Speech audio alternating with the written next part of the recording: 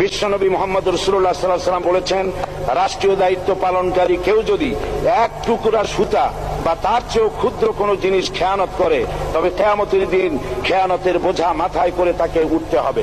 মাননীয় স্পিকার, আল্লাহ রসুল যে সরকার ব্যবস্থা প্রতিষ্ঠা করেছিলেন তা সত্যিকার অর্থে ছিল জনকল্যাণমূলক সরকার।